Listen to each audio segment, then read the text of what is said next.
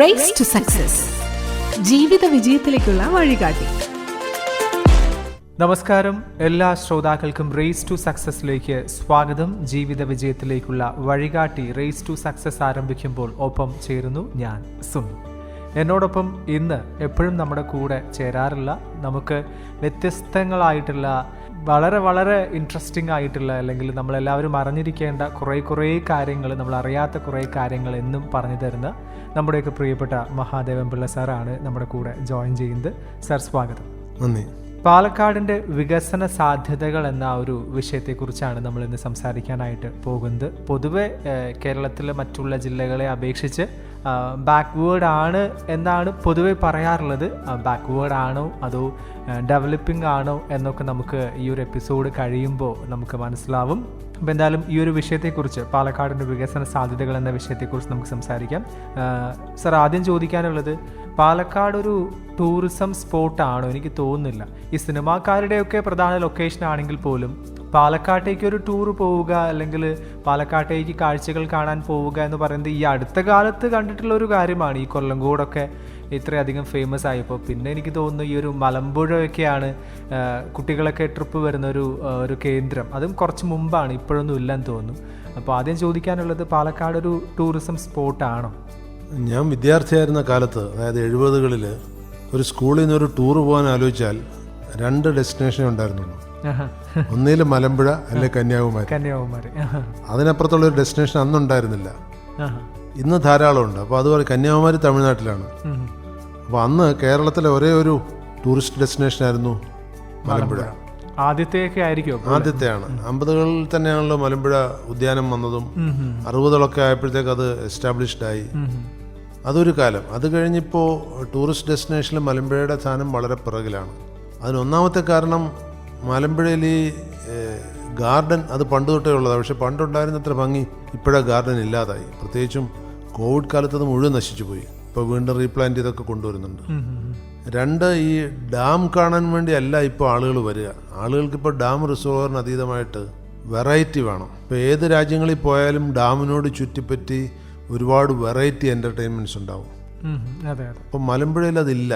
അപ്പം ഞാനതിന് അടുത്ത കാലത്ത് കേരള സർക്കാരിനോട് ചില നിർദ്ദേശങ്ങൾ മുഖ്യമന്ത്രിയുടെ യോഗത്തിൽ വെച്ച് കൊടുക്കേണ്ടത്. ഒന്ന്, മലമ്പുഴ റിസർവോയറിനകത്ത് ചില തുരുത്തുകളുണ്ട്. തുരുത്തെന്ന് പറഞ്ഞാൽ ചെറിയ ഐലൻഡ്സ്. ഈ തുരുത്തുകളിൽ കുറച്ചെണ്ണം വെള്ളപ്പൊക്കം വന്നാലും ഡാമിൻ്റെ മാക്സിമം വാട്ടർ ലെവൽ എത്തിയാലും അത് മുങ്ങില്ല. അതിൽ കുറേ ഭാഗം പുറത്ത് നിൽക്കും. ഇത് ഡാമിനകത്താണ്, ചുറ്റും വെള്ളത്താൽ ചുറ്റപ്പെട്ട സ്ഥലങ്ങളാണ്. അവിടെ ടൂറിസ്റ്റ് സെൻറ്റേഴ്സാക്കി മാറ്റാൻ പറ്റും. അവിടെ ടൂറിസ്റ്റിന് താമസിക്കാൻ പറ്റിയ, അതൊരു ചലഞ്ചിങ് ടൂറിസം തന്നെയാണ്, ടൂറിസ്റ്റിന് താമസിക്കാൻ പറ്റിയ കോട്ടേജുകളും ഭക്ഷണത്തിനുള്ള സൗകര്യങ്ങളും വേസ്റ്റ് മാനേജ് ചെയ്യാനുള്ള അഡ്വാൻസ്ഡ് ആയിട്ടുള്ള ടെക്നിക്സും ഒക്കെ ഉണ്ടെങ്കിൽ മാലിന്യമില്ലാതെ തന്നെ, മാലിന്യം ഉണ്ടാക്കാതെ തന്നെ അവിടെ ടൂറിസ്റ്റുകൾക്ക് തങ്ങാൻ പറ്റും. അങ്ങനെ തങ്ങുകയാണെങ്കിൽ അവർക്ക് 2 വഴിയുള്ള ആക്സസ് കൊടുക്കാൻ പറ്റും. ഒന്ന്, ഈ ഡാമിൻ്റെ 2 സൈഡിൽ നിന്നും റോപ്പ് വേ കൊടുക്കാം. ഇപ്പോൾ മലമ്പുഴ ഒരു റോപ്പ് വേ ഉണ്ട്. അത് ഒരു സൈഡിൽ നിന്നും മറ്റേ സൈഡ് വരെ ഗാർഡന് മുകളിൽ കൂടെയാണ് പോകുന്നത്. അതുപോലെ തന്നെ വേറൊരു റോപ്പ് വേ ഈ പറഞ്ഞ തുരുത്തുകളിലേക്ക് കൊടുക്കാം. ആ റോപ്പ് വേ പോയി കഴിഞ്ഞാൽ ഈ ഗാർഡനിൽ ഇറങ്ങാം. രണ്ടാമത്, ഇപ്പോൾ ലഗേജൊക്കെ ആയിട്ട് വരുന്നവർക്ക് റോപ്പ് വേ പോകാൻ പറ്റില്ലെങ്കിൽ ബോട്ട് വഴി, അത് വിവിധ തരത്തിലുള്ള ബോട്ടാകാം, ഈ സോളാർ ബോട്ടുകളാകാം, ബാറ്ററി ബോട്ടുകളാകാം, റോയിങ് ബോട്ടുകളാകാം, വേണമെങ്കിൽ ഹെവി ലഗേജ് കൊണ്ടുപോകാൻ വേണ്ടി മോട്ടോർ ബോട്ടുകൾ ഉപയോഗിക്കാം. അപ്പോൾ ഇതിനൊക്കെ ഒരു സാധ്യത അവിടെയുണ്ട്. രണ്ടാമത്, ഞാൻ പലപ്പോഴും ആലോചിച്ചിട്ടുള്ള കാര്യമാണ്, നമ്മൾ ഈ സാധാ ടൂറിസത്തിന് പോകുന്നതിനേക്കാൾ നല്ലത്, ഒരു ചെറിയ ഉദാഹരണം, ഊട്ടി, നീലഗിരി മലയുടെ അപ്പുറത്ത് കിടക്കുന്ന ഒരു ഭാഗമാണ് ഊട്ടി. നീലഗിരി മലയുടെ ഇപ്പുറത്ത് കിടക്കുന്നതാണ് മലമ്പുഴ. ഇതിനെ തമ്മിൽ ഹെലികോപ്റ്റർ ടൂറിസത്തിൽ കൂടി കണക്ട് ചെയ്യാൻ പറ്റും. 20 മിനിറ്റ് കൊണ്ട് ഊട്ടിയിൽ നിന്നൊരു ഹെലികോപ്റ്ററിന്, 20 മിനിറ്റ് തന്നെ വേണ്ട, ഇപ്പോഴത്തെ കണക്ക് വെച്ചൊരു 15 മിനിറ്റ് മതി. ഊട്ടിയിൽ നിന്നൊരു ഹെലികോപ്റ്ററിന് 2 പേര് മുതൽ ഏകദേശം 10 പേര് വരെയുള്ള ഹെലികോപ്റ്റർ ആയാലും കുഴപ്പമില്ല, ഇവിടെ എത്താൻ പറ്റും, തിരിച്ചു പോകാനും പറ്റും. അപ്പോൾ ഊട്ടിയിൽ വരുന്ന സന്ദർശകർക്ക് ഹെലികോപ്റ്റർ അഡ്വഞ്ചറുമായി മലമ്പുഴയിലേക്ക് ടൂറിസവുമായി. രാവിലെ വരുന്നവർക്ക് വേണമെങ്കിൽ വൈകിട്ട് പോകാം, അല്ലെങ്കിൽ കുറേ കഴിഞ്ഞ് പോകാം. അതിന് പണ്ടൊക്കെ ഒരു അഫോർഡബിലിറ്റി ഇഷ്യൂ ഉണ്ടായിരുന്നു. അത് എത്ര പേർക്ക് അത് ചിലവ് താങ്ങാൻ പറ്റും. ഇപ്പോൾ അങ്ങനെ ഇല്ല. ഹെലികോപ്റ്റർ ടൂറിസമൊക്കെ അഫോർഡ് ചെയ്യാൻ മിക്കവാറും മലയാളികൾക്ക് കഴിയുന്നു, ടൂറിസ്റ്റും പോകുന്ന മലയാളികൾക്ക്. പിന്നൊന്ന്, ഇപ്പോൾ തേക്കടി, പെരിയാർ ഡാമിൻ്റെ റിസർവോയറാണ് തേക്കടി. റിസർവോയറിനേക്കാൾ വലിയ റിസർവോയറാണ് മലമ്പുഴ റിസർവോയർ. കേരളത്തിലെ ഏറ്റവും വലിയ റിസർവോയർ മലമ്പുഴയുടെയാണ്. വിസ്താരത്തിൽ. വെള്ളത്തിൻ്റെ കാര്യത്തിൽ എടുക്കുകയാണെങ്കിലും വിസ്താരത്തിൻ്റെ കാര്യത്തിൽ മലമ്പുഴയാണ്. ഈ മലമ്പുഴ റിസർവോയറിൽ ഇപ്പോഴും ബോട്ടിംഗ് വിനോദ സൗകര്യം ഇല്ല. പണ്ട് കാലത്തുണ്ടായിരുന്നു, ഒരു 80കളിലൊക്കെ അത്യാവശ്യം 1-2 ബോട്ടുകൾ ഉണ്ടായിരുന്നു. ഇപ്പോൾ അതില്ല. അതെന്തുകൊണ്ടാണ് നിർത്തിയെന്ന് എനിക്കറിയില്ല. ഇനി ബോട്ട് മാലിന്യം ഉണ്ടാക്കുന്നെങ്കിൽ മാലിന്യമില്ലാതെ ബോട്ട് ഉപയോഗിക്കാനുള്ള ടെക്നോളജി നമ്മുടെ ലഭ്യമാണ്. ഇതിലൊക്കെ പറ്റുന്നതെന്ന് വെച്ച് കഴിഞ്ഞാൽ സർക്കാരിൻ്റെ ഏതെങ്കിലും ഡിപ്പാർട്ട്മെൻറ്റുകളാണ് ഇത് തുടങ്ങുക. കുറച്ച് കഴിയുമ്പോൾ ആ ഡിപ്പാർട്ട്മെൻറ്റിലുള്ള ആൾ ട്രാൻസ്ഫറായി പോകും, അല്ലെങ്കിൽ ആ ഡിപ്പാർട്ട്മെൻറ്റിന് ഇൻട്രസ്റ്റ് ഇല്ലാതെ വരുമ്പോൾ ഇതൊക്കെ ഉപേക്ഷിക്കപ്പെടും. അങ്ങനെയാണ് ഈ ഗാർഡനും ഈ ബോട്ടിങ്ങും ഒക്കെ ഉപേക്ഷിക്കപ്പെടുന്നത്. അതുപോലെ തന്നെ ശില്പം, ഇപ്പോൾ യക്ഷിയുടെ ഒരു ശില്പം മലമ്പുഴയിൽ എത്രയോ കൊല്ലമായി, 10-50 കൊല്ലത്തോളമായിട്ട് ആ ഒരു ശില്പം ലോകപ്രശസ്തമാണ്. എന്നാൽ മറ്റൊരു നില ശില്പം അവിടെ വന്നിട്ടില്ല. എത്രയോ പേര് വരുന്ന സ്ഥലമാണ്.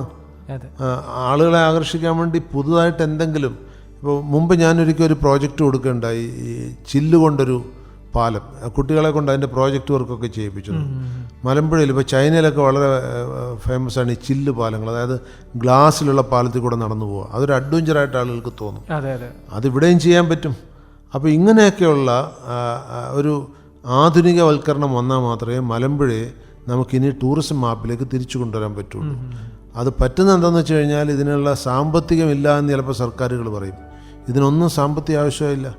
ഇതൊക്കെ പ്രൈവറ്റ് പബ്ലിക് പാർട്ട്ണർഷിപ്പിൽ PPP മോഡിൽ ഓപ്പറേറ്റ് ചെയ്യുകയാണെങ്കിൽ സർക്കാർ അതിൻ്റെ ഒരു നിയന്ത്രണം മാത്രം ചെയ്താൽ മതി. ഇതൊക്കെ ഏറ്റു നടത്താൻ ലോകത്തിൻ്റെ പല ഭാഗങ്ങളിലും ഇങ്ങനെയുള്ള പല പ്രോജക്ട്സും നടത്തുന്ന മലയാളികൾ തന്നെയുണ്ട്. ഇനി മലയാളികൾ അല്ലെങ്കിലും കുഴപ്പമില്ല, നമ്മുടെ നിയന്ത്രണത്തിനകത്ത് നിന്നുകൊണ്ട് ചെയ്യുന്നതിന്. എന്തിനിപ്പോൾ കേരളത്തിൽ, ഇന്ത്യയിലെ തന്നെ ഏറ്റവും വലിയ പോർട്ട് വിഴിഞ്ഞം പോർട്ട്, അത് സർക്കാരെല്ലാം നടത്തും. സർക്കാർ അതിന് വേണ്ട സൗകര്യങ്ങൾ ചെയ്യുന്നതല്ലേ ഉള്ളൂ. അത് സ്വകാര്യ സ്ഥാപനങ്ങൾ ഏറ്റെടുത്ത് ചെയ്യുന്നില്ലേ? അതുപോലുള്ളൊരു മോഡലിൽ മലമ്പുഴ മാത്രമല്ല എല്ലാ ടൂറിസ്റ്റ് കേന്ദ്രങ്ങളും വികസിപ്പിക്കണം എന്നുള്ളതാണ് എൻ്റെ അഭിപ്രായം. പാലക്കാട് ജില്ലയിലും മലമ്പുഴ കൂടാതെ വേറെ ധാരാളം ടൂറിസ്റ്റ് സെൻ്ററുണ്ട്. ഉദാഹരണത്തിന് കേരളത്തിൽ എല്ലാ കാലാവസ്ഥകളും ഉള്ള ഒരു ജില്ല പാലക്കാട് ജില്ലയാണ്. ഇപ്പോൾ ഊട്ടിയിലെ കാലാവസ്ഥ നെല്ലിയാമ്പതി കിട്ടും. കടൽ തീരത്തിൻ്റെ കാലാവസ്ഥ വേണമെങ്കിൽ പടിഞ്ഞാറേ അറ്റത്ത് പോയാൽ മതി, പട്ടാമ്പി ഭാഗത്ത് പോയാൽ മതി. അപ്പോൾ ഇത്ര കാലാവസ്ഥാ വൈവിധ്യമുള്ളൊരു ജില്ല കേരളത്തിൽ വേറെ ഇല്ല. പിന്നെ ഇതിനോട് അടുത്ത് നിൽക്കാൻ പറ്റുന്ന ജില്ല തെക്കൻ ജില്ലകൾ, കൊല്ലം, തിരുവനന്തപുരം ജില്ലകൾ മാത്രമേ ഉള്ളൂ. അതിനേക്കാൾ വൈവിധ്യമുണ്ട് പാലക്കാട്. വലിയ ജില്ലയാണ്. വലിയ ജില്ല എന്ന് പറഞ്ഞാൽ കേരളത്തിൽ വലിപ്പം കൊണ്ട് 2ാമത് നിൽക്കുന്ന ജില്ലയാണ് പാലക്കാട്. 4500 ചതുരശ്ര കിലോമീറ്ററോളം വിസ്തീർണമുള്ള ജില്ലയാണ്. 30 ലക്ഷത്തോളം ജനങ്ങളുണ്ട്. അപ്പോൾ ഇത്രയും വലിയൊരു ജില്ലയുടെ ടൂറിസം പൊട്ടൻഷ്യൽ നമ്മൾ ഉപയോഗിക്കുന്നില്ല എന്നുള്ളതാണ് എനിക്ക് തോന്നിയിട്ടുള്ളത്. ശരിക്കും സാറ് പറഞ്ഞ പോലെ കൃഷിയുടെ ആ ടൂറിസം ആണെങ്കിലും എല്ലാം നമുക്കിവിടെ എക്സ്പീരിയൻസ് ചെയ്യാൻ എല്ലാ ടൂറിസം, കാർഷിക tourism, adventure tourism, hill tourism, water tourism, പിന്നെ ആർട്സ് ടൂറിസം, കലകളിലേക്കുള്ള ടൂറിസം, ഇതിനെല്ലാം പറ്റിയ സാധ്യതകൾ പാലക്കാട് ജില്ലയിലുണ്ട്. ഇത് കൂടാതെ ഈക്കോ ടൂറിസം, ഫോറസ്റ്റ് ടൂറിസം, ഇതൊക്കെ എല്ലാ ജില്ലയിലും ഇത് പറ്റാറില്ല. പക്ഷേ പാലക്കാട് ഇതെല്ലാം സാധ്യതകളുണ്ടെന്നുള്ളതാണ്. അത് നമ്മൾ ഏത് അളവ് വരെ ഉപയോഗിക്കുന്നു എന്നുള്ളതാണ് ഇനി ആലോചിക്കേണ്ടത്. തീർച്ചയായിട്ടും. ഇനി നമുക്ക് ഒരു വ്യവസായ വികസനത്തിൻ്റെ കാര്യം പറയുകയാണെങ്കിൽ അത് എത്രത്തോളം നമ്മുടെ നാട്ടിൽ അതിന് സാധ്യതയുണ്ട്? ഈ ഒരു കഞ്ചിക്കോട് ഏരിയയൊക്കെ തീർച്ചയായിട്ടും ഒരുപാട് കമ്പനീസൊക്കെ പ്രവർത്തിക്കുന്നുണ്ട്. പക്ഷേ മറ്റുള്ള സ്ഥലങ്ങളിലൊന്നും അങ്ങനെയല്ല. പൊതുവെ കേരളത്തിൽ ഈ ഒരു വ്യവസായ വികസനം എന്ന് പറയുന്നത് എനിക്ക് തോന്നുന്നു കുറവാണെന്ന് തോന്നുന്നു. എങ്ങനെയാണ് പാലക്കാടിൻ്റെ ഒരു അവസ്ഥ? അടുത്ത കാലത്ത് വന്ന ഒരു പത്ര റിപ്പോർട്ട് വായിച്ചപ്പോൾ എനിക്ക് സന്തോഷം തോന്നി. അതായത് വ്യവസായത്തിൻ്റെ എണ്ണത്തിൻ്റെ കാര്യത്തിൽ മുമ്പ് തന്നെ പാലക്കാടായിരുന്നു മുന്നിൽ. പാലക്കാട് പ്രത്യേകിച്ചും ഈ അഹല്യ ഉൾപ്പെടെ സ്ഥിതി ചെയ്യുന്ന കഞ്ചിക്കോട് ഏരിയ, ഈ കഞ്ചിക്കോട് ഏരിയ ആയിരുന്നു കേരളത്തിൽ മൊത്തം വ്യവസായങ്ങളുടെ എണ്ണത്തിൻ്റെ കാര്യത്തിൽ മുന്നിൽ. എന്നാൽ അതിൽ നിന്നുള്ള വരുമാനത്തിൻ്റെ കാര്യത്തിൽ മുന്നിൽ നിന്നിരുന്ന കളമശ്ശേരി ഇൻഡസ്ട്രിയൽ ഏരിയ ആയിരുന്നു. അടുത്ത കാലത്ത് ഈ പാലക്കാട് വ്യവസായ കേന്ദ്രങ്ങൾ കളമശ്ശേരിയെ കടത്തിവെട്ടി. ഇപ്പോൾ വരുമാനത്തിൻ്റെ കാര്യത്തിലും വ്യവസായങ്ങളുടെ എണ്ണത്തിൻ്റെ കാര്യത്തിലും പാലക്കാടാണ് മുന്നിലാണ്. അതിൽ ഏറ്റവും പ്രധാനം കഞ്ചിക്കോട് ഇൻഡസ്ട്രിയൽ ഏരിയയാണ്. പാലക്കാട് വ്യവസായങ്ങൾ കേന്ദ്രീകരിച്ചിരിക്കുന്ന ഇവിടെയാണ്. 600 ചില്ലാനം വ്യവസായങ്ങൾ ഈ പ്രദേശത്ത് വർക്ക് ചെയ്യുന്നതായിട്ടുണ്ട്. അതിലെല്ലാം ലാഭത്തിലാണെന്ന് ഞാൻ പറയുന്നില്ലെങ്കിലും ലാഭത്തിൽ വർക്ക് ചെയ്യുന്ന 300ഓളം വ്യവസായങ്ങൾ. കാരണം ഒരു വ്യവസായം ലാഭത്തിൽ വർക്ക് ചെയ്യുന്നില്ലെങ്കിൽ അത് അടച്ചു പൂട്ടേണ്ടി വരും. അപ്പോൾ അത്രത്തോളം വ്യവസായങ്ങൾ ഇവിടെയുണ്ട്. അതിന് നേതൃത്വം കൊടുക്കാൻ ഒരു ശക്തമായ സംഘടനയുമുണ്ട്. കഞ്ചിക്കോട് ഇൻഡസ്ട്രീസ് ഫോറം എന്ന് പറഞ്ഞൊരു സംഘടനയും അതിന് ശക്തമായ നേതൃത്വം കൊടുക്കുന്നുണ്ട്. അപ്പോൾ വ്യവസായങ്ങൾക്ക് ചില പ്രശ്നങ്ങളുണ്ടാവും. ഇപ്പോൾ കേരളത്തിലെ വ്യവസായങ്ങൾക്ക് പൊതുവേ വരുന്ന ഒരു പ്രശ്നമാണ് ഈ തൊഴിൽ തർക്കങ്ങൾ. അത് പാലക്കാട് അതിൽ നിന്ന് വിമുക്തമൊന്നുമല്ല. പക്ഷേ കഴിഞ്ഞ 2-3 വർഷങ്ങളായിട്ട് ഒരു ധാരണയിലെത്തിയതുകൊണ്ടാകാം പാലക്കാട് വലിയ തൊഴിൽ തർക്കങ്ങൾ അധികം കാണുന്നില്ല. എനിക്ക് തോന്നിയത് തൊഴിലാളികളും മുതലാളികളും 2 കൂട്ടർക്കും ഈ തർക്കം വന്നു കഴിഞ്ഞാൽ 2 കൂട്ടരും ഇല്ലാതായി പോകുമെന്നുള്ളൊരു ധാരണ വന്നുകൊണ്ടായിരിക്കണം ഇപ്പോൾ വ്യവസായ തർക്കങ്ങൾ അധികം ഇല്ല. അപ്പോൾ വ്യവസായത്തിന് ഇപ്പോൾ വളരാൻ പറ്റിയ ഒരു സന്ദർഭമാണ്.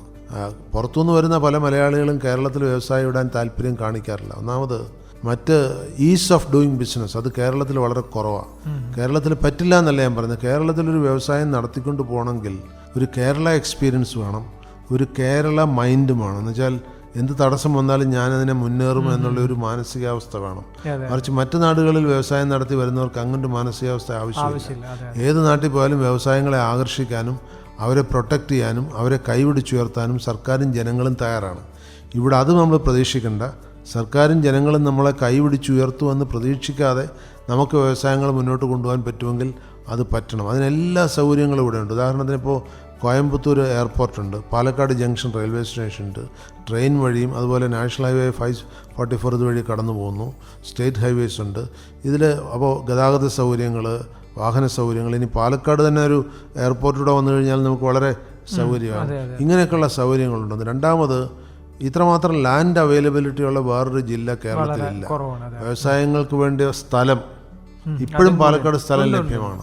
എന്നാൽ മറ്റു പല ജില്ലകളിലും അതില്ല. പിന്നെ മറ്റൊന്ന്, ഈ വ്യവസായങ്ങൾ തുടങ്ങാൻ വേണ്ട സാങ്കേതിക സൗകര്യം അത് കോയമ്പത്തൂരിൽ നിന്ന് ധാരാളം ലഭ്യമാണ്. നമ്മളത് എത്രമാത്രം ഉപയോഗപ്പെടുത്തും എന്നുള്ളത് അന്വേഷിക്കണം. അപ്പോൾ എന്തുകൊണ്ട് നോക്കിയാലും വ്യവസായങ്ങൾക്ക് വളരാൻ പറ്റിയ ഒരു എൻവയറമെൻറ്റ് പാലക്കാടുണ്ട്. അത് പൂർണ്ണമായി ഉപയോഗപ്പെടുത്തിയിട്ടില്ലെന്നാണ് എനിക്കിപ്പോഴും തോന്നുന്നത്. തീർച്ചയായിട്ടും. ഇനിയിപ്പോൾ വ്യാപാര രംഗത്തേക്ക് വരുന്ന സമയത്ത് വ്യാപാര രംഗത്ത് പാലക്കാടിൻ്റെ ഒരു മികവ് എങ്ങനെയാണ്, അതിനെക്കുറിച്ചാണ്? വ്യാപാര രംഗത്ത് ഒരു കാലത്ത് മലബാറിൻ്റെ തലസ്ഥാനമായിരുന്നു പാലക്കാട്. അതായത് കേരളത്തിലേക്ക് വരുന്ന എല്ലാ സാധനങ്ങളും വന്ന് പാലക്കാട് വലിയങ്ങാടിയിൽ, അന്ന് ബിഗ് ബസാർ എന്ന് പറഞ്ഞിരുന്ന വലിയങ്ങാടിയിൽ ആണ് കച്ചവടം നടന്നിരുന്നത്. അതെല്ലാം അന്യ സംസ്ഥാനങ്ങളിൽ നിന്ന് വരുന്ന, തമിഴ്നാട്ടിൽ നിന്നും തെലുങ്കാനയിൽ നിന്നും ഒക്കെ വരുന്ന സാധനങ്ങളൊക്കെ, അന്ന് ആന്ധ്രാപ്രദേശാണല്ലോ, അതൊക്കെ പാലക്കാട് സംഭരിച്ചിട്ട് പാലക്കാട് നിന്നായിരുന്നു കേരളത്തിൻ്റെ പല ഭാഗങ്ങളിലേക്കും പോയിക്കൊണ്ടിരുന്നത്. അന്ന് ഇങ്ങനെയുള്ള സ്പീഡ് വണ്ടികളുമില്ല. അന്ന് അതുകൊണ്ട് പല പല മാർഗങ്ങൾ വഴി വരുന്നത് ദിവസങ്ങളെടുത്താണ് പലയിടത്തും എത്തിക്കാൻ കഴിയുക, കാളവണ്ടിയും മറ്റുമൊക്കെ. പിന്നെ ലോറിയൊക്കെ ആയപ്പോഴേക്ക് ഇവിടെ ഇറക്കുന്നത് എന്തിനാണ്, ഒരൊറ്റ ലോറിയിൽ തന്നെ അങ്ങ് കോഴിക്കോട് പോയാലെന്ത്, കണ്ണൂർ പോയാലെന്ത് എന്നൊരു ചിന്ത വന്നപ്പോൾ ഇവിടെ അത് സംഭരിക്കപ്പെടാതെ പോയി. അങ്ങനെ പാലക്കാട് വലിയങ്ങാടിയുടെ പ്രതാപം നശിച്ചു പോയി. പാലക്കാട് വലിയങ്ങാടിയിൽ ഒരു കച്ചവടം തന്നെ സ്ഥിരം തൊഴിലാക്കിയിരുന്ന ഒരു പ്രത്യേക വിഭാഗം തന്നെ ഉണ്ടായിരുന്നു. അവർ കച്ചവടക്കാരായിരുന്നു ബേസിക്കലി. ഇപ്പം പല സംസ്ഥാനങ്ങളും നമ്മൾ വൈശ്യർ അല്ലെങ്കിൽ ഗൗണ്ടർ എന്നൊക്കെ പറയുന്ന പോലെ ഇവിടെ ഒരു പ്രത്യേക വിഭാഗം തന്നെ ഉണ്ടായിരുന്നു. പക്ഷേ ഇപ്പോൾ അതില്ല. ഇനി എന്താണെന്ന് വെച്ച് കഴിഞ്ഞാൽ ഇപ്പോൾ കച്ചവടത്തിൻ്റെ രീതികൾ മാറി, ഹൈ സ്പീഡ് വാഹനങ്ങൾ വന്നു തുടങ്ങി. പക്ഷേ ഇപ്പോഴും ഒരു നെസസിറ്റി ഉണ്ട്. ഇപ്പോൾ കേരളത്തിലേക്ക് അന്യ സംസ്ഥാനങ്ങളിൽ നിന്നാണ് നല്ലൊരു പങ്ക് ഗുഡ്സ് എല്ലാം വരുന്നത്. കേരളത്തിലെ അഗ്രികൾച്ചറൽ ഗുഡ്സ് ആണെങ്കിൽ 89% അന്യ സംസ്ഥാനങ്ങളിൽ നിന്ന് വരിക. പിന്നെ മീറ്റ്, എഗ്ഗ്, ഇങ്ങനെയൊക്കെയുള്ളെല്ലാം പച്ചക്കറി എല്ലാം പുറത്തുനിന്ന് വരികയാണ്. ഒരു 10-20% ഇത് പലതിൻ്റെയും കേരളത്തിൽ ഉൽപ്പാദനമുള്ളൂ, ബാക്കിയെല്ലാം പുറത്തുനിന്ന് വരിക. അപ്പോൾ ഈ പുറത്തുനിന്ന് വരുന്ന സാധനങ്ങൾ ഇപ്പോൾ പറ്റുന്നതെന്ന് വെച്ചപ്പോൾ ചെന്നൈയിൽ നിന്നൊരു ലോഡ് വരികയാണെങ്കിൽ അത് പാലക്കാട് വാളയാർ ചുരം വഴി ക്രോസ് ചെയ്ത് എറണാകുളത്തേക്ക് പോകും. ഏറ്റവും കൂടുതൽ അന്യസംസ്ഥാന ഗുഡ്സ് വരുന്നത് വാളയാർ ചുരം വഴിയാണ്. എന്ന് പറഞ്ഞാൽ വാളയാർ മുതൽ പാലക്കാട് വരെയുള്ള ഹൈവേ വഴിയാണ് ഇതെല്ലാം പോയിക്കൊണ്ടിരിക്കുന്നത്. അപ്പോൾ ഇനി ചെയ്യേണ്ടത് നമ്മൾ കുറച്ചുകൂടി മുന്നോട്ട് കടന്നാലോചിക്കണം. ഈ വരുന്ന കൂട്ടത്തിൽ നല്ലൊരു പങ്ക് പെറിഷബിൾ ഗുഡ്സ് ഉണ്ടാവും. പെറിഷബിൾ ഗുഡ്സ് എന്ന് പറഞ്ഞു കഴിഞ്ഞാൽ പഴക്കം വന്നാൽ കേടാകുന്നത്. ഇപ്പോൾ ഇറച്ചി, മീൻ, മുട്ട, പച്ചക്കറി, ബട്ടർ, ഇങ്ങനെയൊക്കെയുള്ള സാധനങ്ങൾ ഇരുന്ന് കഴിഞ്ഞാൽ കേടാകുന്ന സാധനങ്ങളാണ്. അപ്പോൾ അതുകൊണ്ട് പാലക്കാട് എത്തുമ്പോൾ തന്നെ ഇങ്ങനെയുള്ള സാധനങ്ങളെ ശീതീകരിക്കാനുള്ള സൗകര്യം ഉണ്ടെങ്കിൽ അത് കേരളത്തിലെങ്ങും ഇപ്പോൾ അങ്ങനെ കാര്യമായിട്ടില്ല. ഞാൻ ആന്ധ്രയിലും തെലങ്കാനയിലൊക്കെ പലയിടത്തും പോയി ഇങ്ങനെയുള്ള സൗകര്യങ്ങൾ കണ്ടിട്ടുണ്ട്. വലിയ ശീതീകരണങ്ങൾ, വലിയ ഓഡിറ്റോറിയത്തിനേക്കാൾ വലിയ കൂളിംഗ് ഹൗസസ് എന്ന് പറഞ്ഞാൽ അത് വലിയ റെഫ്രിജറേറ്റർ പോലെ വർക്ക് ചെയ്യുന്നതാണ്. അപ്പോൾ അതിനകത്ത് ഇത് സംഭരിക്കാൻ കഴിഞ്ഞാൽ ഇത് എത്ര ദിവസം വേണമെങ്കിലും ഇരിക്കും. നോർത്ത് ഇന്ത്യയിൽ പലയിടത്തും ഇങ്ങനെയുള്ള ശീതീകരണികൾ ഉപയോഗിക്കുന്നത് വില കൂട്ടാൻ വേണ്ടിയിട്ടാണ്. കാരണം ഒരു സാധനം ഇപ്പോൾ ഒരു പ്രത്യേക സാധനം സവാള അതിൻ്റെ പ്രൊഡക്ഷൻ സീസണിൽ വില വളരെ കുറവായിരിക്കും. ഒരു കിലോയ്ക്ക് ചിലപ്പോൾ 5 രൂപ വില ഉണ്ടാവുള്ളൂ. എന്നാൽ അത് സംഭരിച്ച് വെക്കാൻ കഴിഞ്ഞാൽ അത് സീസൺ കഴിഞ്ഞ് കഴിഞ്ഞാൽ 5 രൂപയ്ക്ക് വാങ്ങിച്ച സാധനം 50 രൂപയ്ക്കോ 100 രൂപയ്ക്കോ വിൽക്കാൻ കഴിയും. ഇതൊരു ബിസിനസ് ബുദ്ധിയാണ്. ഇതുപോലെയാണ് പല സാധനങ്ങളും. അപ്പോൾ കേടാകാതെ സൂക്ഷിക്കാനുള്ള സൗകര്യം ഉണ്ടെങ്കിൽ നമുക്ക് കൺസിസ്റ്റൻറ്റ് സപ്ലൈ എൻഷുർ ചെയ്യാൻ പറ്റും, മെച്ചപ്പെട്ട വില എൻഷുർ ചെയ്യാൻ പറ്റും. അപ്പോൾ അങ്ങനൊരു സൗകര്യം നമ്മൾ കഞ്ചിക്കോട് മുതൽ വാളയാർ വരെ ഏർപ്പെടുത്തുകയാണെങ്കിൽ കേരളത്തിൻ്റെ ബോർഡർ കടന്നു വരുന്ന ഈ സാധനങ്ങളൊക്കെ ഇവിടെ സംഭരിക്കാം. എന്നിട്ട് അത് ആവശ്യത്തിനനുസരിച്ച് കേരളത്തിൻ്റെ മറ്റു ഭാഗങ്ങളിലേക്ക് എത്തിച്ചു കൊടുത്താൽ മതി. അത് ഈ മരണപ്പാച്ചിൽ പോകേണ്ട ആവശ്യമില്ല.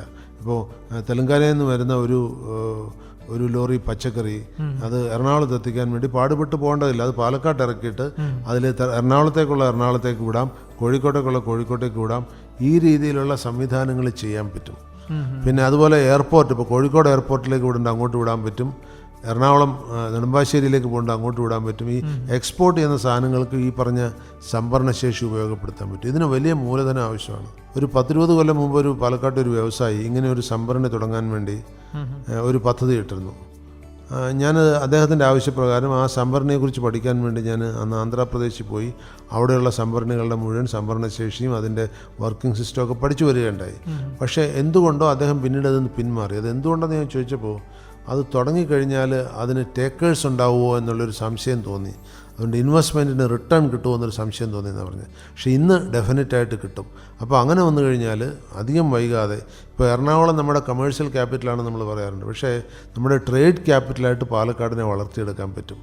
അത് വ്യാപാരികളും സർക്കാർ അതിന് വേണ്ട അനുമതികൾ മാത്രം കൊടുത്താൽ മതി. അത് ചെയ്യാൻ മറ്റു വ്യാപാരികൾ തയ്യാറായിക്കോളും. തീർച്ചയായിട്ടും. ഇനിയിപ്പോൾ ഗതാഗത രംഗത്തേക്ക് വരുന്ന സമയത്ത് ഗതാഗത രംഗത്ത് പാലക്കാടിൻ്റെ ആവശ്യങ്ങൾ എനിക്ക് തോന്നുന്നു അത്യാവശ്യം നല്ല രീതിയിലുള്ള ഗതാഗത മാർഗങ്ങളൊക്കെ നമ്മുടെ നാട്ടിലുണ്ട്. നേരത്തെ പറഞ്ഞ പോലെ എയർപോർട്ട് ഒഴികെയുള്ള ബാക്കിയെല്ലാം ഉണ്ടെന്ന് തോന്നുന്നു. എന്താണ് അത്, നമ്മുടെ ആവശ്യങ്ങൾ എന്തൊക്കെയാണ്? 2-3 കാര്യങ്ങൾ ഞാൻ ആലോചിച്ചിട്ടുള്ളൂ. ഒന്ന്, നമുക്കിപ്പോൾ ഒരു പ്രധാന നാഷണൽ ഹൈവേ ഉണ്ട്. അതെ. ഇപ്പോൾ അങ്ങ് കന്യാകുമാരി മുതൽ സേലം വരെയുള്ള NH 544 അത് നമ്മുടെ പാർശ്വത്തിൽ കൂടെയാണ്, പാലക്കാട് കഞ്ചിക്കോട് കൂടിയാണ് കടന്നു പോകുന്നത്. അത് പാലക്കാട് ജില്ലയുടെ അങ്ങേ അറ്റം മുതൽ വാണിയംകുളം മുതൽ അങ്ങ് വാളയാർ വരെ, അത് വാണിയംകുളം അല്ല വടക്കഞ്ചേരി മുതൽ വാണിയംകുളം വരെ അത് നീണ്ടു കിടക്കുന്നുണ്ട്. പിന്നെ നമുക്ക് സ്റ്റേറ്റ് ഹൈവേ പ്രധാനമായിട്ടത് പിന്നീട് നാഷണൽ ഹൈവേ ആക്കിയ കോയമ്പത്തൂർ നാഷണൽ ഹൈവേ നമ്മുടെ ഇതുവഴി പോകുന്നുണ്ട്. പക്ഷേ കോഴിക്കോട് പോകുന്ന നാഷണൽ ഹൈവേ വലിയ ഗതാഗത കുരുക്കിലാണ് ഇപ്പോൾ ഉള്ളത്. അത് ഒലോക്കോട് വഴിയാണ് അത് കടന്നു പോകുന്നത്. അതിനൊരു ബൈപ്പാസ് നിർമ്മിക്കാൻ വേണ്ടി കഞ്ചിക്കോട് IITയുടെ മുന്നിൽ കൂടെ മലമ്പുഴ NSS എഞ്ചിനീയറിംഗ് കോളേജിൻ്റെ പാർശ്വത്തൂടെ പപ്പാടി വഴി മുട്ടിക്കുളങ്ങര എത്തുന്ന ഒരു ബൈപ്പാസ്, അതിൻ്റെ നിർമ്മാണം തുടങ്ങിയിട്ട് ഏകദേശം 25 കൊല്ലത്തോളമായിട്ടുണ്ട്. ഇപ്പോഴും റോഡുണ്ടത്, പക്ഷേ ഇപ്പോൾ ഒരു ഹൈവേ ആയിട്ടില്ല. അപ്പോൾ അതൊരു ഹൈവേ ആയിക്കഴിഞ്ഞാൽ ഒരു ഒലോക്കോട് ഭാഗത്തുള്ള കംപ്ലീറ്റ് ട്രാഫിക് ജാം ഒഴിവാക്കാൻ പറ്റും. കൂടാതെ ഒരു 1/4 മണിക്കൂർ ട്രാവൽ ടൈമും കുറയ്ക്കാൻ പറ്റും. കാരണം ഇതിൽ ഏകദേശം ഒരു 5 കിലോമീറ്ററോളം ഓട്ടം തന്നെ സേവിങ് ഉണ്ട്. പിന്നെ തിരക്കിൽപ്പെടുന്ന ഒഴിവാക്കുകയും ചെയ്യാം. ലോങ് ഡിസ്റ്റൻസുകാരെ അതിൽ വരുള്ളൂ. കാരണം ഇതത്ര ടൗണിൽ കൂടെ പോകാത്തതുകൊണ്ട് ലോക്കൽ ട്രിപ്പുകളൊന്നും അതുവഴി വരില്ല. ഇതൊരു താരതമ്യേന വിജനമായ പ്രദേശത്തുകൂടിയാണ് പോകുന്നത്. മലമ്പുഴയിലെ ബൈപ്പാസ് റോഡ് വഴിയൊക്കെയാണ് പോകുന്നത്. അതൊന്ന് മെച്ചപ്പെടുത്തി എടുത്തു കഴിഞ്ഞാൽ ഈ കോഴിക്കോട് ഹൈവേയിലേക്കുള്ള ട്രാവലിംഗ് വളരെ സൗകര്യമായിട്ട് വരും. പിന്നെ പാലക്കാടിന് വേണ്ടത് ഈ കോയമ്പത്തൂരേക്കുള്ള ഗതാഗതമാണ്. അത് സത്യം പറഞ്ഞാൽ പാലക്കാട്ടുകാർ ഒരുപാട് പേര് കോയമ്പത്തൂർ പോയി ജോലി ചെയ്യുന്നുണ്ട്. ഇപ്പോൾ 1-2 ട്രെയിനുകളെ ഡിപ്പെൻഡ് ചെയ്തുകൊണ്ടാണ് അവരൊക്കെ പോകുന്നത്. എല്ലാവർക്കും ഈ 2 വീലറും 4 വീലറും ഒക്കെ പെട്രോൾ കത്തിച്ച് പോകാനുള്ള സാമ്പത്തിക ശേഷിയില്ല. അപ്പോൾ അതുകൊണ്ട് കോയമ്പത്തൂരിനുള്ള സൗകര്യം. പിന്നെ ബസ്സിനെ സംബന്ധിച്ചൊരു കുഴപ്പം, കോയമ്പത്തൂർ ബസ്സിന് പലപ്പോഴും നീണ്ട ക്യൂ ആണ്. ചിലപ്പോൾ ഒരുപാട് സമയം കാത്തു നിൽക്കേണ്ടി വരുന്നു. അപ്പോൾ കോയമ്പത്തൂരിലേക്ക് കൂടുതൽ ട്രെയിനുകൾ രാവിലെയും വൈകിട്ടും എപ്പോഴും വേണ്ട, രാവിലെ ജോലിക്ക് പോകാനും വൈകിട്ട് തിരിച്ചു വരാനും അതിന് പറ്റിയ കൂടുതൽ ട്രെയിനുകൾ ഏർപ്പാട് ചെയ്യാൻ കഴിഞ്ഞാൽ അത് കോയമ്പത്തൂരിലെ വ്യവസായ വ്യാപാര സ്ഥാപനങ്ങളുടെ വർക്കിംഗ് ടൈം അനുസരിച്ച് അത് ചെയ്യേണ്ടിയിരിക്കുന്നു. അങ്ങനെ ചെയ്തു കഴിഞ്ഞാൽ പാലക്കാടിൻ്റെ വികസനത്തിന് അത് വല്ലാതെ സഹായിക്കും. തീർച്ചയായും. ഗതാഗത രംഗത്ത് ഈ പറഞ്ഞ മറ്റൊന്ന്, ഇപ്പോൾ കേരളത്തിൽ ഈ ഹൈസ്പീഡ് ട്രെയിനെക്കുറിച്ചും അതുപോലെ ഹൈസ്പീഡ് ഹൈവേക്കുറിച്ചും ഒക്കെ സംഭാഷണം നടത്തുമ്പോൾ എനിക്ക് മനസ്സിൽ തോന്നുന്ന വേറൊരു കാര്യം, കേരളത്തിൽ ഈ ഹൈസ്പീഡ് ആവശ്യമുള്ളത് എണ്ണത്തിൽ കുറവുള്ള ആളുകൾക്കാണ്. ഇപ്പോൾ എണ്ണത്തിൽ കുറവുള്ള ആളുകൾക്കെന്ന് പറഞ്ഞാൽ ഇപ്പോൾ തന്നെ എയർപോർട്ടുകൾ കണ്ണൂരുണ്ട്, കോഴിക്കോടുണ്ട്, പിന്നെ എറണാകുളത്തുണ്ട്, നെടുമ്പാശ്ശേരിയിലുണ്ട്, തിരുവനന്തപുരത്തുണ്ട്. ഇത് കൂടാതെ ഒരു 2 എയർപോർട്ടുകളിലൂടെ വന്നു കഴിഞ്ഞാൽ ഈ ഹൈസ്പീഡ് ട്രെയിനിൻ്റെ തന്നെ ആവശ്യം നമുക്ക് ഇല്ലാതാക്കാൻ പറ്റും. പാലക്കാട് ജില്ലയിലൊരു എയർപോർട്ട്, അപ്പോൾ കോഴിക്കോട് കഴിഞ്ഞാൽ പിന്നെ നെടുമ്പാശ്ശേരിക്ക് ഇടയ്ക്കായിട്ട് വരും പാലക്കാട്. പിന്നെ ഇപ്പോൾ ആറന്മുളയിലൊരു എയർപോർട്ട് പ്രപ്പോസ്ഡ് ഉണ്ട്. അപ്പോൾ ആറന്മുള എന്ന് പറയുമ്പോൾ ആലപ്പുഴ ജില്ലയുടെ കിഴക്കേ അറ്റവും പത്തനംതിട്ട ജില്ലയുടെ പടിഞ്ഞാറേ അറ്റവുമായിട്ട് വരുന്ന പ്രദേശമാണ്. അവിടെയും ഒരു എയർപോർട്ട് വന്നു കഴിഞ്ഞാൽ കേരളത്തിലെ ഒരു എയർപോർട്ടിൽ നിന്ന് മാക്സിമം 2 മണിക്കൂറിനകത്ത് എവിടെ എത്തിച്ചേരാൻ പറ്റും ബൈ റോഡ്. ഉദാഹരണത്തിന് കോഴിക്കോട് എയർപോർട്ടിൽ നിന്ന് ഒരു 1.5 മണിക്കൂർ കൊണ്ട് മണ്ണാർക്കാട് വരെ എത്താൻ പറ്റും. പാലക്കാട് ഒരു എയർപോർട്ട് ഉണ്ടെങ്കിൽ അതിന് 1 മണിക്കൂർ കൊണ്ട് തൃശ്ശൂർ എത്താൻ പറ്റും. എറണാകുളത്തു നിന്നൊരു മാക്സിമം 1-1.5 മണിക്കൂർ കൊണ്ട് ആലപ്പുഴ എത്താൻ പറ്റും. അപ്പോൾ 2 മണിക്കൂർ കൊണ്ട് എവിടെയും കവർ ചെയ്യാവുന്ന ഒരു സ്ഥിതിയിലേക്ക് വരും. അപ്പോൾ എൻ്റെ ഒരു സജഷൻ, ഈ കേരളിനും അതുപോലെ ഈ ഹൈവേ വൈഡനിങ്ങിനുമൊക്കെ ഹ്യൂജ് എമൗണ്ടുകളാണ് ചിലവാക്കുന്നത്. അതിൻ്റെ ഒരു 10-1, ഇപ്പോൾ ഒരു 20,000 കോടി അതിന് ചിലവാകുന്നിടത്തൊരു 1,000-1,500 കോടി ചിലവാക്കി കഴിഞ്ഞാൽ നമുക്ക് ഈ പറഞ്ഞ 2 എയർപോർട്ടുകൾ, അതും PPP മോഡിൽ ഇപ്പോൾ തിരുവനന്തപുരം എയർപോർട്ട് ഇപ്പോൾ പ്രൈവറ്റ് കമ്പനിക്ക് കൊടുത്തിരിക്കില്ലേ, അതുപോലെ പ്രൈവറ്റ് കമ്പനിക്ക് കൊടുത്താലും നമ്മൾ സ്ഥലമൊക്കെ അറിയാൻ മാത്രം സർക്കാർ സഹായിച്ചു കഴിഞ്ഞാൽ കേരളത്തിലെ ഗതാഗതത്തിന് പെട്ടെന്ന് പോകണ്ട. ഇപ്പോൾ എനിക്കൊന്ന് തിരുവനന്തപുരത്താണ്, ഞാനത് അനുഭവിച്ചുകൊണ്ടിരിക്കുക. എനിക്ക് ട്രെയിനിൽ കയറി ഇറങ്ങാൻ കുറച്ച് ബുദ്ധിമുട്ടുണ്ട്, അതുകൊണ്ട് എനിക്ക് എൻ്റെ കാലൊടിഞ്ഞിരിക്കുന്നുണ്ട്. അപ്പോൾ ഞാൻ എന്താ ചെയ്യുന്നത് വെച്ചാൽ ഇവിടുന്ന് തിരുവനന്തപുരം വരെ പോകുന്നത്, കാരണം ഇവിടുന്ന് ഒരു എയർപോർട്ടിൽ പോകണമെങ്കിൽ കൊച്ചി എയർപോർട്ടിൽ പോയി കയറണം.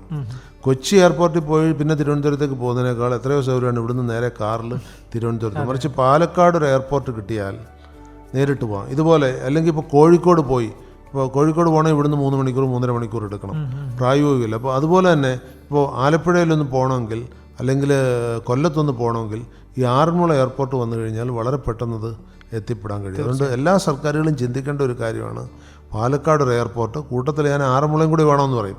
കാരണം ആറന്മുള എയർപോർട്ട് വന്നു കഴിഞ്ഞാൽ അതിൻ്റെ പൊട്ടൻഷ്യൽ എനിക്ക് നന്നായിട്ട് അറിയാം. പലപ്പോഴും അന്യ സംസ്ഥാനങ്ങളിൽ പോകുമ്പോൾ അവർ പലരും ചോദിക്കാറുണ്ട് ശബരിമലയ്ക്ക് പോകാൻ എവിടെ ഇറങ്ങണമെന്ന്. അപ്പോൾ ശബരിമലയ്ക്ക് പോകാൻ കൊച്ചിയിൽ ഇറങ്ങിയിട്ട് ശബരിമല വരെ പോകണമെന്ന് പറയുമ്പോൾ അവർ അത് നല്ല ഡിസ്റ്റൻസാണ്, അവരൊരു ലേശം മടിയതീ കാണിക്കുന്നത്. മറിച്ച് ആറന്മുള എയർപോർട്ട് വരികയാണെങ്കിൽ ചില്ലറയൊന്നുമല്ല. ഇപ്പോൾ കഴിഞ്ഞ ഒരു വർഷത്തെ വന്ന ടൂറിസ്റ്റുകളുടെ എണ്ണം നോക്കുമ്പോൾ 1.85 crores ടൂറിസ്റ്റ് വന്നു കഴിഞ്ഞ കൊല്ലം. അതിലൊരു 10-1 ചിലപ്പോൾ ഈ എയർ ട്രാവൽ ബെയർ ചെയ്യാൻ പറ്റുന്നവരായിരിക്കും. അപ്പോൾ അത് നമ്മൾ ആലോചിക്കേണ്ടതാണ്. ഞാൻ പാലക്കാടിനെ മാത്രമല്ല പൊതുവെ പറഞ്ഞു എന്ന് മാത്രം. ഓക്കെ, ഇനിയിപ്പോൾ അടുത്തത് ഒരു മെയിനായിട്ടുള്ള കാര്യം കാർഷിക രംഗം. കാർഷിക രംഗത്ത് എനിക്ക് തോന്നുന്നു മറ്റുള്ള ജില്ലകളെ അപേക്ഷിച്ച് പാലക്കാട് വളരെ വളരെ മുമ്പിലാണെന്ന് തോന്നുന്നു. എന്താണ് കാർഷിക രംഗത്തുള്ള ആ ഒരു മുന്നേറാനുള്ള എന്തൊക്കെ സാധ്യതകളാണുള്ളത്, എന്തൊക്കെയാണ് നമ്മൾ ശ്രദ്ധിക്കേണ്ടത്? ഒരു കാലത്ത് കേരളത്തിൻ്റെ നെല്ലറ എന്നാണ് നമ്മൾ, കുട്ടനാടും പാലക്കാടും ആയിരുന്നു കേരളത്തിൻ്റെ നെല്ലറകൾ. ഇപ്പോഴും വേറെ നമുക്ക് കോമ്പറ്റീഷനൊന്നുമില്ല, കാരണം വേറെ ഒരു ജില്ലകളിൽ ഇത്രയും കൃഷിയില്ല. കുട്ടനാടുള്ള കൃഷി തന്നെ കുറഞ്ഞു പോയി. ഇപ്പോൾ കൃഷി നോക്കി ഏറ്റവും കൂടുതൽ പാലക്കാട് തന്നെയാണ്. പക്ഷെ കൃഷി കോമ്പറ്റീറ്റീവ് അല്ല. ഈ കോമ്പറ്റീറ്റീവ് അല്ല എന്ന് ഞാൻ പറയാൻ കാരണം, പാലക്കാട് ജില്ലയിലെ ജനങ്ങളിൽ അതാണ്ട് 65% കൃഷിയെ ആശ്രയിച്ച് ജോലി ചെയ്യുന്നവരാണ്. മറിച്ച് കൃഷിക്ക് നമ്മുടെ സമ്പദ് വ്യവസ്ഥയിലേക്ക് തരാൻ പറ്റുന്ന വെറും 11-12% ഇൻകമാണ്. അപ്പോൾ എന്ന് പറഞ്ഞാൽ ഏറ്റവും നഷ്ടക്കച്ചവടമാണ് ഈ കൃഷി. പാലക്കാട്ടുകാരുടെ കൃഷി അങ്ങനെ തന്നെ, അത് പരമ്പരാഗത കൃഷിയാണ്. അപ്പോൾ അതിലൊരു വിഷമം, പാലക്കാടിന് ഒരു പ്രത്യേകത ഉണ്ട്. നമുക്ക് 3-4 ഡാമുകളിൽ നിന്നുള്ള വെള്ളം കിട്ടുന്നുണ്ട്. ഇപ്പോൾ ആളിയാറിൽ നിന്ന് കിട്ടുന്നുണ്ട്, വാളയാറിൽ നിന്ന് കിട്ടുന്നുണ്ട്, മലമ്പുഴയിൽ നിന്ന് കിട്ടുന്നുണ്ട്, പോത്തുണ്ടിയിൽ നിന്ന് കിട്ടുന്നുണ്ട്. ഈ വെള്ളമൊക്കെ ഉപയോഗിച്ചിട്ടും പാലക്കാട് കർഷകൻ്റെ കാര്യം വലിയ കഷ്ടമാണ്. ഒന്നാമത് പാലക്കാട് കൃഷി നേരിടുന്ന പ്രധാന പ്രശ്നം സംഭരണവും വിപണനവുമാണ്. ഈ ഇപ്പം ഏറ്റവും കൂടുതൽ പാലക്കാട്ടുള്ള നെൽകൃഷിയാണ്, പിന്നെയാണ് തെങ്ങ് കൃഷിയുള്ളത്. ഈ നെല്ല് വാങ്ങാനും അതിന് ന്യായമായ വില കൊടുക്കാനും പണ്ടൊക്കെ സ്വകാര്യ മില്ലുകൾ ഇത് വാങ്ങുമായിരുന്നു. ഇപ്പോൾ മില്ലുകൾക്ക് മേലെ നിയന്ത്രണം വന്നതോടുകൂടി അവരിത് വാങ്ങുന്ന രീതി മാറ്റി. മാത്രമല്ല ഇത് അത്ര ലാഭകരമായ ബിസിനസ് അല്ല എന്ന് അവർക്ക് മനസ്സിലായി. അപ്പോൾ സർക്കാരിൻ്റെ ചില സ്ഥാപനങ്ങൾ സംഭരണം തുടങ്ങിയിട്ടുണ്ട്. പക്ഷേ ഈ സംഭരണത്തിനുള്ള കുഴപ്പം സമയത്തിന് സംഭരിക്കില്ല, സംഭരിച്ച പൈസ കൊടുക്കില്ല, സംഭരിച്ചു കഴിഞ്ഞാലും അത് ഇട്ട് കേടാക്കി കളയും. ഇങ്ങനെയൊക്കെയുള്ള ബുദ്ധിമുട്ടുള്ളതുകൊണ്ട് നമ്മുടെ കാർഷിക രംഗം വളരെ തളർച്ചയിലാണ്. അതുകൊണ്ട് ഇന്ന് പാലക്കാട് കൃഷി ചെയ്ത് ജീവിക്കുന്ന ആർക്കും തന്നെ മാനം മര്യാദയ്ക്ക് ജീവിക്കാൻ കഴിയുന്നില്ല. ഇനി മറ്റൊന്ന്, പാലക്കാടുകാർ ചെയ്യുന്ന പരമ്പരാഗതമായ കൃഷിയാണ്. ഇപ്പോൾ എനിക്ക് തന്നെ അറിയാം, പാലക്കാട് ഒരു കൃഷിക്കാരൻ സാധാരണ നെല്ലിന് പകരം നവരയാണ് കൃഷി ചെയ്യുന്നത്. അദ്ദേഹം ഈ നവര അരി ലോകം മുഴുവൻ എക്സ്പോർട്ട് ചെയ്യുന്നുണ്ട്. അപ്പോൾ എനിക്ക് പറയാനുള്ളത്, പാലക്കാട്ടുകാർ പുതിയ കൃഷി രീതികൾ പഠിക്കണം. ഇപ്പോൾ ഇസ്രായേലൊക്കെ ചെയ്യുന്ന പോലെ, ഇസ്രായേലിൽ ഒരു തുണ്ട് ഭൂമി ഉണ്ടെങ്കിൽ അവർ അതിൻ്റെ ഈൽഡ് ഏറ്റവും കൂട്ടാൻ പറ്റിയ രീതിയിൽ അവർ ഏത് കൃഷി രീതി വേണമെന്ന് നോക്കും. നമ്മുടെ ഈ പരമ്പരാഗത കൃഷി രീതിക്ക് പകരം അതുപോലെ വിളകളും മാറ്റണം. പരമ്പരാഗതമായിട്ടുള്ള നെല്ലിനങ്ങളോ ഒക്കെ കൃഷി ചെയ്യുന്നതിന് പകരം ആ ഭൂമിയിലേക്ക് വാല്യൂ ആഡഡ് ഐറ്റംസ്, മൂല്യവർദ്ധിതമായിട്ട് കിട്ടാൻ വഴിയുള്ള വിഭവങ്ങളെ നമ്മൾ കണ്ടെത്തണം. അതൊന്ന്. രണ്ടാമത്, പാലക്കാട് കൃഷിക്കാർക്ക് ഒരു പാരമ്പര്യ കൃഷിരീതി തുടരുന്നതിനപ്പുറത്തേക്ക് ഒരു നവീന കൃഷിരീതിയിലേക്ക് മാറാൻ ഭയങ്കര ഇനേർഷ്യയാണ്, അവരത് ചെയ്യുന്നില്ല. അപ്പോൾ അതും നമ്മൾ മാറ്റിയെടുക്കേണ്ടിയിരിക്കുന്നു. അത് മാറ്റണമെങ്കിൽ സർക്കാരിൻ്റെ ഇടപെടൽ വേണം. കൃഷി വകുപ്പ് വഴി, കൃഷിഭവനുകൾ വഴി, ഈ കാർഷിക കൂട്ടായ്മകൾ വഴി ലാഭകരമായ കൃഷി ചെയ്യാൻ അവരെ പഠിപ്പിക്കണം. കൃഷി ചെയ്യാൻ പഠിപ്പിച്ചാൽ പോരാ, കൃഷി ഞാനിപ്പോൾ ഒന്നും അറിയണമെന്നില്ല, നമുക്ക് പരമ്പരാഗതമായ കൃഷി രീതിയിലുണ്ട്. പക്ഷേ അതിൻ്റെ ഈൽഡ് മാറ്റാൻ കഴിയണം. ഇപ്പോൾ പണ്ട്, ഇപ്പോൾ എൻ്റെയൊക്കെ ചെറുപ്പകാലത്ത് എനിക്കറിയാം, ഒരു 4 വിളവ് അല്ലെ 5 വിളവ് കിട്ടിക്കഴിഞ്ഞാൽ മോശമില്ല എന്ന് പറയും. അതായത് ഒരു പറ നിലത്തിൽ നിന്ന് 5 6 പറ കിട്ടിക്കഴിഞ്ഞാൽ അതൊരു നല്ല ഈൽഡാണ്. ഇന്ന് അതൊന്നും ഒരു ഈൽഡല്ല. ഇന്നിപ്പോൾ ലാഭകരമായിട്ട് ചെയ്യണമെങ്കിൽ ഒരു 20 ഈൽഡെങ്കിലും കിട്ടണം. 20 ടൈംസ് ഈൽഡ് കിട്ടിയാൽ മാത്രമേ അത് ലാഭകരമാവുള്ളൂ.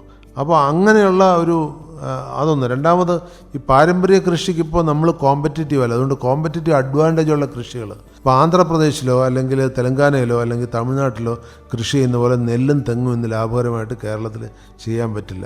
പിന്നെ കേരളത്തിലെ കാലാവസ്ഥയുടെ പ്രത്യേകത കൊണ്ട് തെങ്ങിന് നമുക്ക് മോശമല്ലാത്ത ഈൽഡ് കിട്ടുന്നുണ്ട്. നെല്ലിന് അതൊന്നും പറഞ്ഞിട്ട് കാര്യമില്ല. നെല്ലിന് മെനക്കെട്ട് തന്നെ പറ്റുള്ളൂ. അപ്പോൾ ഇവിടുത്തെ ലേബർ റേറ്റും ഒക്കെ വെച്ചിട്ട് നമുക്കത് കഴിയില്ല. അപ്പോൾ എൻ്റെ അഭിപ്രായം, പാലക്കാടെങ്കിലും നമ്മൾ പൊതു കൃഷി രീതികളും പൊതു വിപണന സാധ്യതകളും ഒന്ന് മാറി ചിന്തിക്കണം.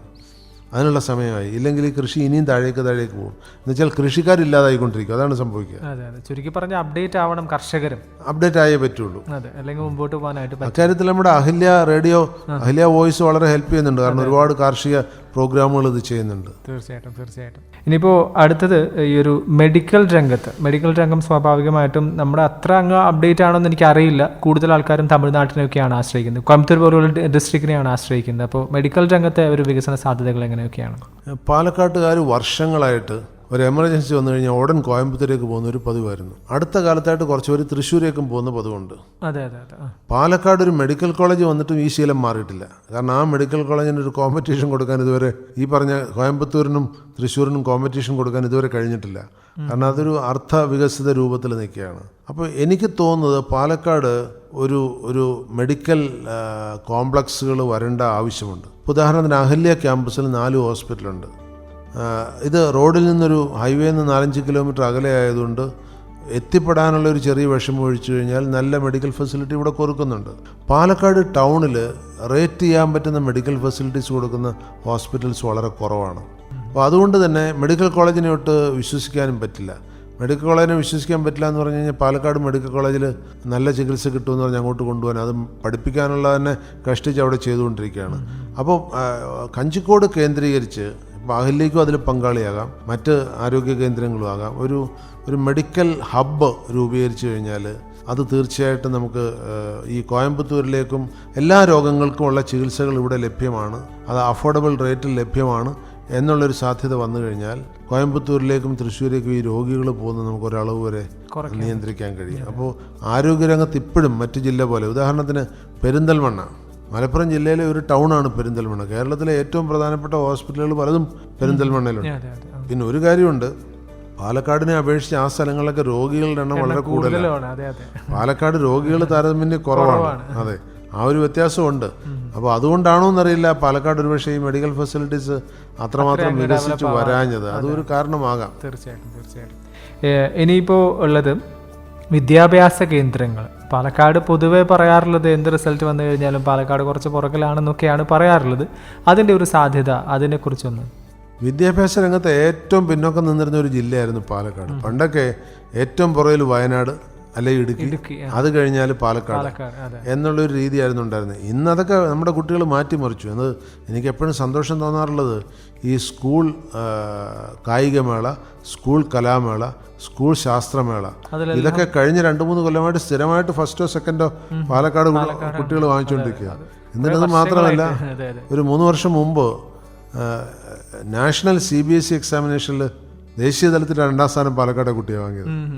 അപ്പോൾ അതൊക്കെ നേട്ടങ്ങളാണ്. നമ്മൾ വിദ്യാഭ്യാസ രംഗത്ത് പിന്നിലേക്കല്ല, ഇപ്പോൾ മുന്നിലേക്കാണ് പോകുന്നതെന്നാണ്. പക്ഷേ എന്നാലും നമ്മുടെ പൊട്ടൻഷ്യൽ നമ്മൾ ഇപ്പോഴും നോക്കും. പാലക്കാട് നല്ലൊരു പങ്ക് വിദ്യാർത്ഥികൾ തമിഴ്നാട്ടിലേക്ക് പോകുന്നു. അതിന് പല കാരണമുണ്ട്. ഒന്നാമത്തെ കാരണം, കേരളത്തിലെ പോലെ സ്ട്രിക്റ്റ് അല്ല അവിടുത്തെ പഠനം. അവിടെ ഇത്തിരി ഉഴപ്പിയാലും എങ്ങനെയൊക്കെ പാസ്സായി പോരാ, അല്ലെ അവർ പാസ്സാക്കി വിടും എന്നുള്ളൊരു ധാരണയുണ്ട്. പക്ഷേ നമ്മൾ ശ്രദ്ധിക്കേണ്ട ഒരു കാര്യം, ഈ പുതിയ വിദ്യാഭ്യാസ നയത്തിൽ എഡ്യൂക്കേഷന് ക്ലസ്റ്റർ ഫോർമേഷൻ പറഞ്ഞിട്ടുണ്ട്. അപ്പോൾ ഇപ്പോൾ പാലക്കാട് കേരളത്തിലെ ഏറ്റവും പ്രധാനപ്പെട്ട വിദ്യാഭ്യാസ സ്ഥാപനമായ IIT ഇവിടെ അടുത്താണ്, പാലക്കാടാണ്. കേരളത്തിലെ ഏറ്റവും വലിയ ക്യാമ്പസായ അഹല്യ ഇവിടെയുണ്ട്. അതുപോലെ പാലക്കാട് തന്നെ ഏറ്റവും വലിയ വിദ്യാഭ്യാസ സ്ഥാപനം എന്ന് പറയാൻ പറ്റുന്ന NSS എഞ്ചിനീയറിംഗ് കോളേജാണ്. 30,000 മേൽ വിദ്യാർത്ഥികളുള്ള. അപ്പോൾ ഈ സ്ഥാപനങ്ങളൊക്കെ കൂടെ ചേർന്നൊരു ക്ലസ്റ്റർ ഫോം ചെയ്യുകയും അത് കേരളത്തിലെ തന്നെ വിദ്യാഭ്യാസത്തിന് നേതൃത്വം കൊടുക്കുകയും ചെയ്യാനുള്ള പൊട്ടൻഷ്യലുണ്ട്. പ്രത്യേകിച്ചും IIT ബാനർ നന്നായി ഉപയോഗപ്പെടുത്താനും പറ്റും. അത് കഴിഞ്ഞ ദിവസം മീറ്റിങ്ങിൽ മുഖ്യമന്ത്രി തന്നെ പറയുന്നുണ്ടായിരുന്നു, IIT സേവനം നമുക്ക് വേണ്ട രീതിയിൽ ഉപയോഗപ്പെടുത്താൻ ഇതുവരെ കഴിഞ്ഞിട്ടില്ല എന്ന്. അപ്പോൾ IIT മാത്രമല്ല, IIT നിന്ന് ഉപരിപഠനം കിട്ടിയ ധാരാളം അധ്യാപകർ ഈ പറഞ്ഞ അഹില്യ ക്യാമ്പസിലും അതുപോലെ ഈ പറഞ്ഞ NSS എഞ്ചിനീയറിംഗ് കോളേജിലും ഒക്കെ ഉണ്ട്. പിന്നെ നമുക്കിവിടെ തന്നെ ഒരു ഗവേഷണ സ്ഥാപനമുണ്ട്, ഫ്ലൂയിഡ് കൺട്രോൾ റിസർച്ച് ഇൻസ്റ്റിറ്റ്യൂട്ട്. പിന്നെ ഇഷ്ടംപോലെ വ്യവസായ സ്ഥാപനങ്ങളുണ്ട്. അപ്പോൾ ഇവയെല്ലാം കൂടെ ചേർത്തുകൊണ്ട് വിദ്യാഭ്യാസ രംഗത്തിന് ഒരു ഉണർവ് കൊടുക്കാനൊരു എഡ്യൂക്കേഷണൽ ഹബ്ബ് നമ്മൾ പാലക്കാട് കേന്ദ്രീകരിച്ച് തുടങ്ങേണ്ടിയിരിക്കുന്നു. അത് കഞ്ചിക്കോടാണ് അതിനും പറ്റിയ കേന്ദ്രം. തീർച്ചയായിട്ടും. പാലക്കാടിൻ്റെ വികസന സാധ്യതകൾ എന്ന വിഷയത്തെക്കുറിച്ചാണ് ഇത്രയും നേരം മഹാദേവൻ പിള്ള സാർ നമ്മുടെ കൂടെ റേസ് ടു സക്സസിലൂടെ സംസാരിച്ചത്. Sir, thank you sir. നന്ദി. ഇന്നത്തെ എപ്പിസോഡ് ഇതോടുകൂടി പൂർണ്ണമാവുകയാണ്. തുടർന്നും കേട്ടുകൊണ്ടേയിരിക്കൂ. അഹല്യ FM 90.4 കേട്ട് കൂട്ടുകൂടാം.